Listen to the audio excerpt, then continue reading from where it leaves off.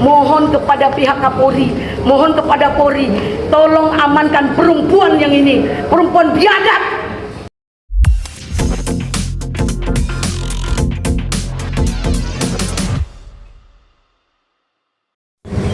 Malam hari ini saya sangat berterima kasih sekali dari kantor Ranlofong karena saya biasanya didampingi oleh managing partner Ranlofong, Saudara Rahmat Riyadi, untuk tampil ke media bersama dengan tim sebelumnya dari Fadel, yaitu Bangkit dan teman-teman. Kali ini karena ini adalah hal yang bisa dikatakan hari ini trending topik dan hal yang juga sangat spesifik di mata publik dan negara, yaitu tentang Laura Mezani alias Loli. Maka saya dan tim bersepakat untuk melibatkan unsur pimpinan TRAS DPN Pradi Bersatu. Yang ini hadir bersama kami Bapak Lecumanan SHMA sebagai Waketum, dan juga Pak Tobi, serta Pak Sekjen, Pak Ade Dermawan, di bawah koordinasi Ketum Pak Zeprin, serta Pak Tony Dwi Chandres, Bu Anggreni. Kemudian ada Bu Anggreni dan Ibu Elida Neti, lalu kemudian tim yang lain Saudara Wafi. Teman-teman semua, saya juga selaku ketua tim mengapresiasi yang setinggi-tingginya tentang apa yang saya sampaikan tadi siang, bahwa larinya Loli atau kaburnya Loli dari safe house tadi malam atau kemarin malam dengan segala catatan dan alasan-alasan itu telah kami sampaikan kepada lembaga terkait dan direspon sangat positif.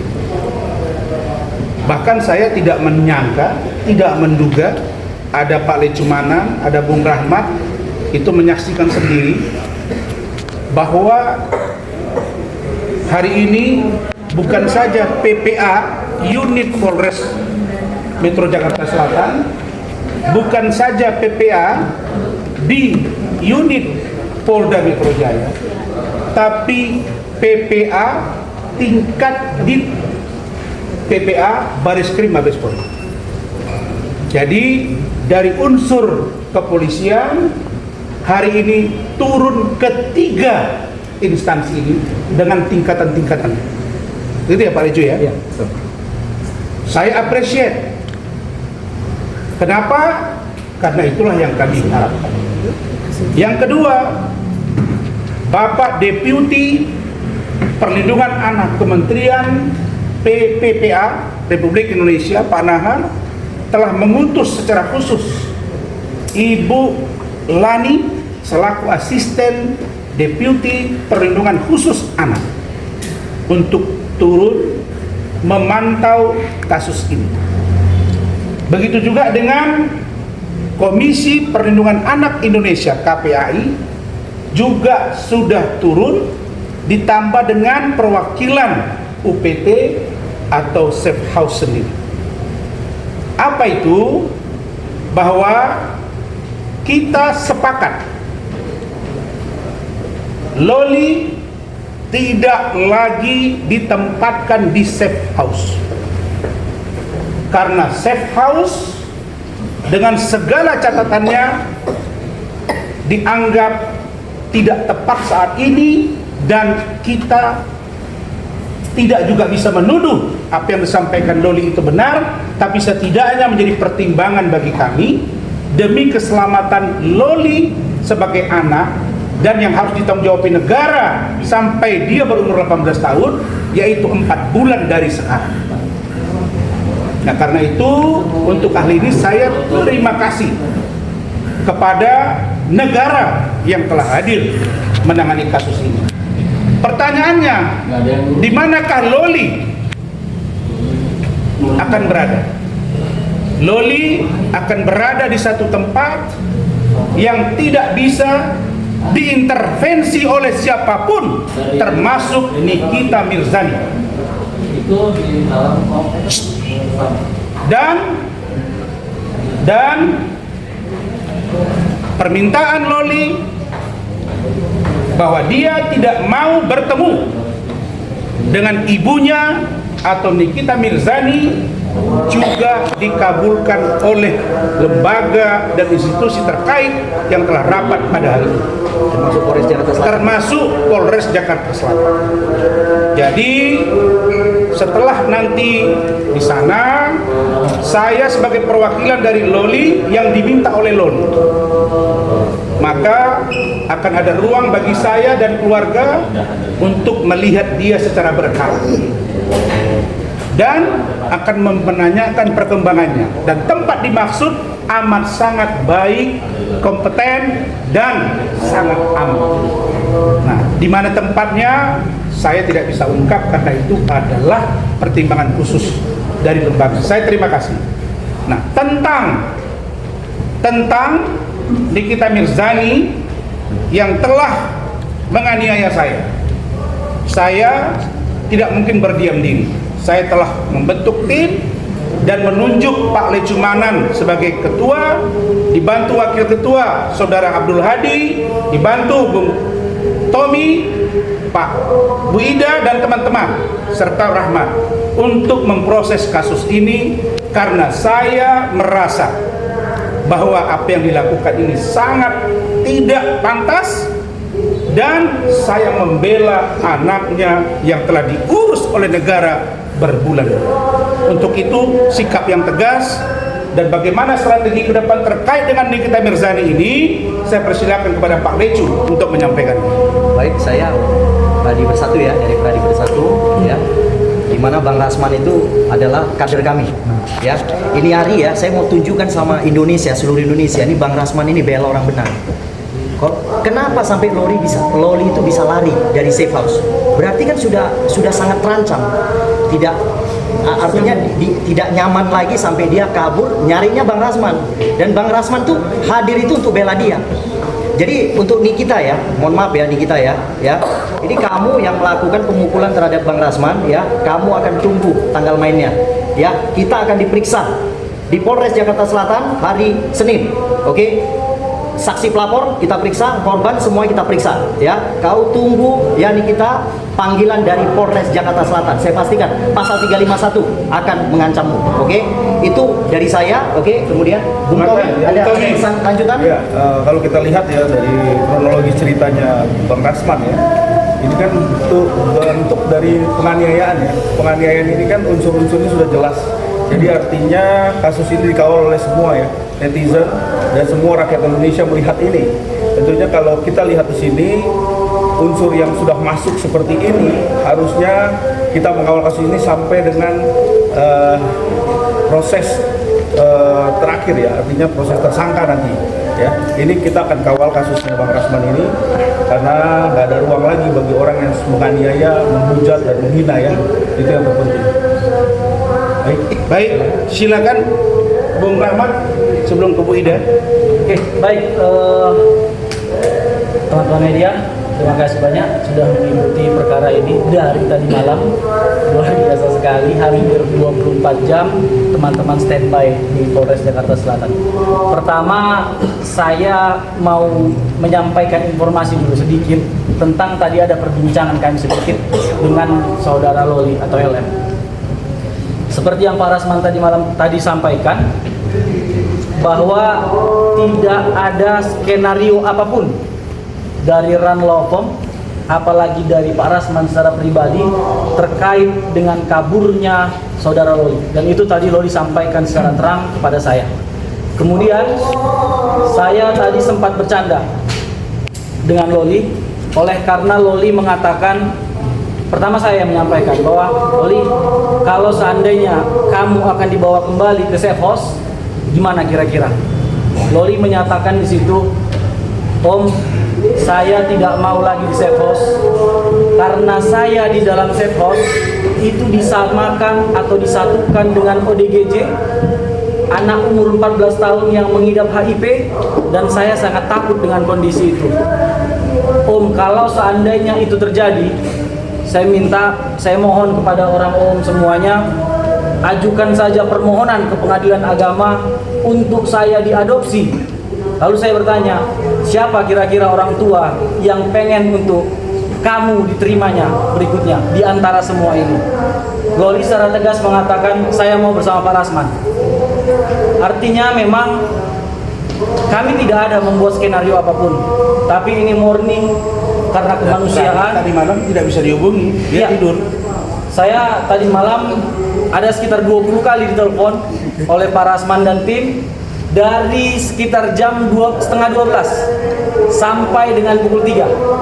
Dan mohon maaf, itu memang karena handphone saya setiap jam 11 malam itu di mode tidur. Jadi memang tidak ada pemberitahuan lagi di atas jam segitu. Nah, memang sekitar pukul subuh saya langsung hubungi Pak Rasman dan bersiap untuk merapat ke sini. Jadi begitu kondisinya teman-teman semuanya, tidak ada skenario apapun terkait dengan kondisi yang ada hari ini. Dan kami menyatakan dengan tegas bahwa hari ini kita harus bersama-sama untuk menyelamatkan Loli. Apapun cerita, Loli ini masih anak-anak, LM ini masih anak-anak. Artinya untuk tumbuh kembang dia ke depan, dia harus mendapatkan perhatian, dia harus mendapatkan kebahagiaan, dia harus mendapatkan pendidikan yang selama ini tertunda. Dipecat dari sekolah. Dan dia itu pulang ke Indonesia itu karena dia dideportasi, karena dia diberhentikan dari sekolahnya. Nah, ini yang tidak pernah dipikirkan oleh Nikita Mirzani gitu. Bagaimana masa depan LM dengan kondisi yang begini? Masih saja dia menyebarkan fitnah tentang LM, masih saja dia memaksa LM supaya berada di safe house, tidak mencari solusi. Padahal saya melihat dan teman-teman tim hukum semua melihat ini adalah hal sederhana untuk menyelesaikannya. LM hanya perlu datang ke tempat Pak Rasman, menyampaikan kondisinya dan bercerita dan meminta maaf gitu.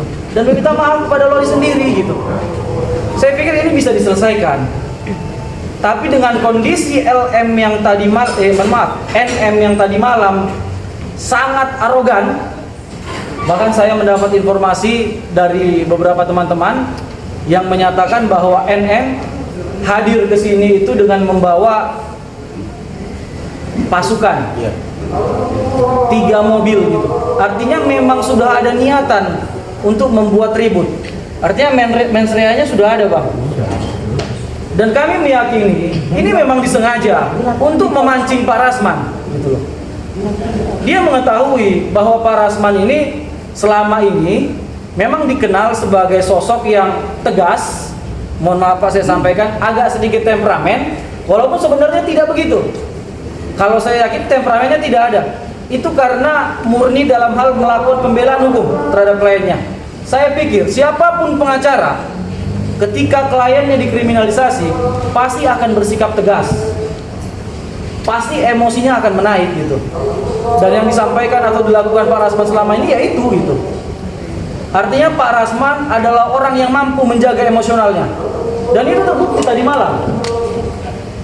NM datang beramai-ramai, kalau bahasa Medannya mengogar atau menggertak, meminta supaya dirinya dipukul. Tapi Pak Rasman dengan santai diam aja gitu. Dan paling hanya menjawab, "Kenapa kau NM?" gitu. Tenang aja gitu. Sampai pada akhirnya NM melakukan pemukulan itu. Nah, kemudian terhadap dengan laporan yang disampaikan tadi malam oleh Pak Rasman, tadi sudah ditegaskan oleh Abang Ketua, Babang Anda Lecumanan, ini adalah babak baru. Kemudian saya mau coba tantang NM. Kemarin dia bilang dia menjanjikan 5 miliar untuk Fadel pasti ditangkap di akhir Desember. Mana janji kau? Kau realisasikan itu. Karena kami sudah menyatakan komitmen kami, kalau seandainya dia ditangkap Desember kemarin, kami yang bayar kau 5 miliar. Kemudian kami sudah berkomitmen, apabila NM memberikan 1 miliar, kami pastikan untuk teman-teman wartawan. Kan begitu. Nah, kemudian hari ini kita buat lagi pertaruhannya. Kau duluan masuk atau Fadil? Saya berani bertaruh untuk itu. Sampaikan kepada NM. Baik, saya pikir itu aja. Baik. Terima kasih semuanya. Ada satu poin penting yang disampaikan Loli. Di luar dia tidak mau bertemu dan ditemui oleh NM, dia juga meminta kalau itu dia amarah tapi dia masih punya nalar yang positif. Kalau Nikmir, itu bahasa dia nggak mau sebut mama. Kalau Nikmir ingin bertemu saya dan atau perbaikan dan atau apapun namanya, saya minta melalui Om Rasman. Dia tidak mau yang lain. Tapi itu pun kalau datang NM ke saya akan coba sampaikan. Perkara diterima atau tidak itu urusan Loli. Nah, karena itu masalah ini sangat serius, ya, sangat serius. Karena negara harus hadir dan ini bukan 1-2 kasus. Ke depan mungkin terjadi yang harus negara hadir untuk itu. Maka terkait Loli, terkait NM, saya pikir sudah ada penjelasan yang konkret dan bagaimana cara memproses hukum ini. Saya tidak berkata apa-apa. Orang bodoh pun tahu. Orang nggak ngerti hukum pun tahu. Kalau orang dipukul, berdarah, tidak ada alasan untuk tidak yang bersangkutan diproses hukum, tersangka, dan di pengadilan. Karena itu saya nggak bisa bicara apa-apa. Saya pembela. Saya serahkan sekarang kasus ini kepada Pak Lecu dan kawan-kawan. Dan Ibu Ida. Terserah kalian. Saya sebagai pembela dianiaya, bagaimana ke depan? Kalau ini terhenti karena ada sesuatu, artinya hukum tidak berjalan. Tapi saya percaya Pak Lecu dengan cara dia dan Tommy dan kawan-kawan Bu Ida akan sangat aktif menjaga kasus ini. Saya tidak ingin ada satu orang di negara ini yang merasa dia kebal hukum. Dan kalau kata Pak Lecu, kalau Bang Rasman saja di kantor polisi hari ini bisa dipukuli, maka besok akan terjadi mungkin ada upaya untuk pembunuhan kepada Bang Rasman. Begitu ya? Ya, jelas lah di kantor polisi. Karena itu saya dianiaya di kantor polisi. Saya tidak menyalahkan polisi, karena memang saya datang kantor polisi membawa Loli. Tapi ada orang yang datang ke sini yang menurut kami diduga punya niat jahat untuk memancing saya dan istri saya melakukan kekerasan, sehingga akhirnya yang terjadi adalah kekerasan terhadap saya. Untuk itu sebelum saya akhiri, mungkin sedikit dari Bu Ida untuk bagaimana ini diproses secepatnya. Silakan Bu Ida. Assalamualaikum warahmatullahi wabarakatuh. Salam. Nikita Mirzani sudah keterlaluan ya. Kamu sudah melampaui batas. Selama ini mulut kamu, semua orang kamu hina, kamu caci, kamu maki. Seolah-olah kamu lebih baik dengan daripada mulut kamu ya. Sekarang kamu melakukan penganiayaan. Ingat, istri Bang Rasman ini adalah adik saya. Ya, saya semando dengan Bang Rasman. Kami punya keluarga besar. Berani kau pukul, kami minta kepada pihak, tolong amankan dia. Kalau tidak kami cari dia. Jangan sampai dia tidak aman. Pasti kami lakukan pembalasan secara fisik juga. Percaya deh. Ya, ini tidak main-main. Karena Nikita Mirzani sudah buat resah. Pulang buat mesum dia dari negara lain. Coba, itu pacarnya bercium-cium. Dia masih orang Islam nggak? Hah? Orang Islam nggak? Kita ini ada ketimuran. Kucing aja malu berbuat cium-cium di depan umum. Kalau kucing ada bercium-cium di depan umum dilempar sama orang. Ini kok dia di media sosial pacar kayak gitu sekamar berjalan-jalan. Kok seenaknya aja dia lakukan itu. Ini anaknya dibuka aib. Dia mengumbar-umbar aib dirinya sendiri. Di mana otaknya? Di mana rasa malunya? Saya tantang kau Nikita Mirzani. Kau sudah keterlaluan. Sebagai kaum perempuan, saya sudah tidak kasih kamu untuk kesempatan. Kalau tidak, tolong diamankan dia. Tahan Nikita Mirzani, sudah melakukan penganiayaan kepada adik saya.